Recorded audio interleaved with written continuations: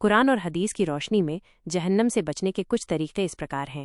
اللہ سے ڈرنا۔ قرآن میں کئی جگہ اللہ کے عذاب سے ڈرنے اور اس کی رحمت کی امید رکھنے کا ذکر ہے۔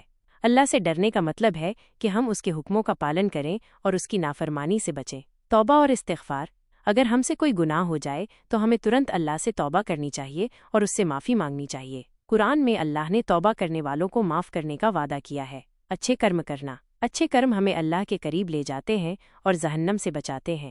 اچھے کرموں میں نماز، روزہ، زکوٰۃ، حج اور دوسروں کی مدد کرنا شامل ہے۔ برے کرموں سے بچنا۔ برے کرم ہمیں اللہ سے دور لے جاتے ہیں اور جہنم کی طرف لے جاتے ہیں۔ برے کرموں میں جھوٹ بولنا، چوری کرنا، دوسروں کو تکلیف پہنچانا اور شراب پینا شامل ہے۔ دعا کرنا۔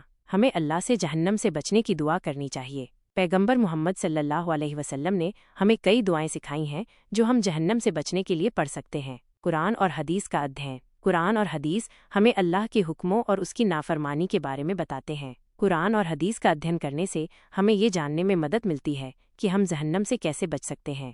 یہاں کچھ اور باتیں ہیں جو ہمیں جہنم سے بچنے میں مدد کر سکتی ہیں۔ اچھے لوگوں کے ساتھ رہنا۔ اچھے لوگ ہمیں اچھے کرم کرنے کے لیے پریرت کرتے ہیں اور برے کرموں سے بچنے میں ہماری مدد کرتے ہیں۔ برے لوگوں سے دور رہنا۔ برے لوگ ہمیں برے کرم کرنے کے لیے اکسا سکتے ہیں اور ہمیں جہنم کی طرف لے جا سکتے ہیں۔ موت کو یاد رکھنا۔ موت کو یاد رکھنے سے ہمیں یہ یاد رہتا ہے کہ یہ دنیا استھائی ہے اور ہمیں آخرت کے لیے تیاری کرنی چاہیے۔ اللہ ہم سبھی کو جہنم سے بچائے اور جنت میں داخل کرے۔